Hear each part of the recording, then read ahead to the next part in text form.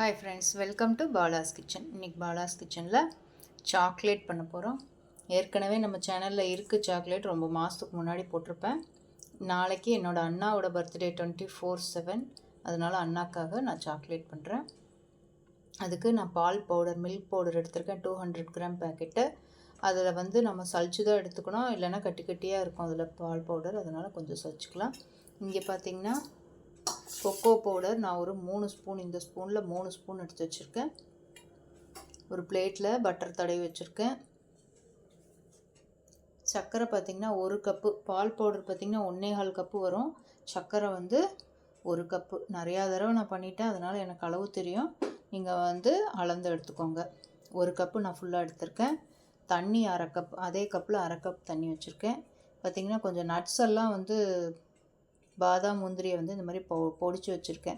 ஏன்னா ரொம்ப முழுசாக இருந்தால் நம்மளால் சாக்லேட் கட் பண்ண முடியாது, அதனால் கொஞ்சம் ஒன்று பாதியமாக உடச்சி வச்சுருக்கேன். இது பார்த்திங்கன்னா ஹோம்மேடு பட்டரு. ஒரு வாரம் 10 நாள் ஆடையை எடுத்து வச்சுருந்து அதை நான் ஒரு நாள் மாதிரி மிக்சியில் அடித்து எடுத்துக்குவேன். இன்றைக்கி என்கிட்ட ஸ்டோரில் வாங்கின பட்டர் இல்லை, அதனால் நான் இப்போவே ஃப்ரெஷ்ஷாக எடுத்து இப்போ தான் வச்சுருக்கேன். கொக்கோ பவுடர் 3 ஸ்பூனு, பட்டரும் 3 ஸ்பூன். இந்த ஸ்பூனில் 3 ஸ்பூன் எடுத்துக்கலாம். மெல்டட் பட்டர் எடுத்துக்கோங்க, ஏன்னா அது உருகிறதுக்கு லேட் ஆகிடும். அதனால் நான் இது கொஞ்சம் சீக்கிரமாக உருகிடும், இப்போ தான் எடுத்திருக்கேன் இல்லையா, அதனால் நான் இதை சேர்த்துக்க போகிறேன். ஃப்ரிட்ஜிலேருந்து எடுத்திருந்தால் நீங்கள் கொஞ்சம் நேரம் வெளியில் வச்சுட்டு எடுத்துக்கோங்க. இப்போ இந்த கொக்கோ பவுடர் வச்சுருக்கோம் இல்லையா, அதையும் இதில் போட்டு நம்ம சளிச்சுக்கலாம். சர்க்கரையை பாகு வைக்கணும். சர்க்கரையை பாத்திரத்தில் போட்டுட்டு பார்க்கலாம். கொக்கோ பவுடரையும் நான் பால் பவுடரையும் இந்த மாதிரி சளிச்சு எடுத்துக்கிறேன். எடுத்துகிட்டு ரெடி பண்ணிவிட்டு பார்க்கலாம். நான் தண்ணியை இந்த நான்ஸ்டிக் கடாயில் சேர்த்துட்டேன். நாம் வச்சுருந்தா ஒரு 3/4 கிளாஸ் தண்ணி இருந்தது, அதில் அதை சேர்த்துருக்கேன். இப்போ நம்ம சர்க்கரையை சேர்த்துக்கலாம். நான் சர்க்கரையை சேர்த்துட்டேன். சர்க்கரை கரைஞ்சிட்ருக்கு.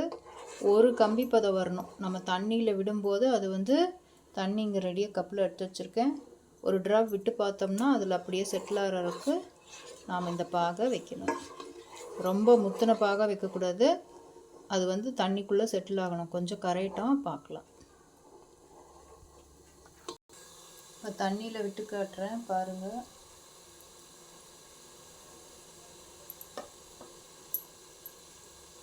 தண்ணியில் கரைஞ்சிருச்சு. தண்ணியில் கரையக்கூடாது, பார்த்தா கப்பில் அப்படியே நிற்கணும். அது வரைக்கும் பாகு காய்ச்சிக்கலாம். நான் தண்ணியில் விட்டுருக்கேன் பாருங்கள், இங்கே தெரியும், ஓரமாக பார்த்துங்க, கெட்டியாக இருக்கு இல்லையா.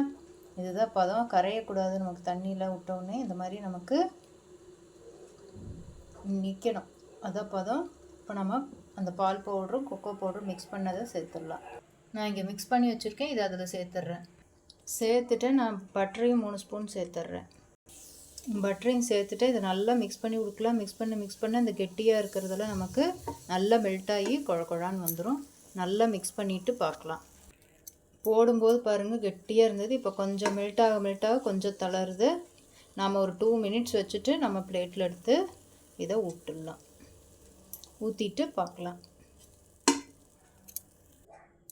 பிளேட்டில் சேர்த்துட்டேன். இங்கே பாருங்கள், இதை நல்லா மேலே இப்படி தட்டி விட்டுடலாம். தட்டி விட்டுட்டு நம்ம பொடிச்சு வச்சுருக்கிற இந்த நட்ஸ் எல்லாமும் மேலே அப்படியே சேர்த்துடலாம். சேர்த்துட்டு கொஞ்சம் ஆறட்டும், நாம் இதை கட் பண்ணிக்கலாம். உங்களுக்கு எப்படி வேணுமோ நீங்கள் எந்த ஷேப்பில் வேணாலும் கட் பண்ணிக்கலாம். ஆறட்டும், பார்க்கலாம். பாருங்கள், நான் கட் பண்ணிட்டேன். அது இன்னும் ஆறலை. ஆறினா நமக்கு நல்லா வந்துடும் சாக்லேட். நம்மளோட சாக்லேட் தயார்.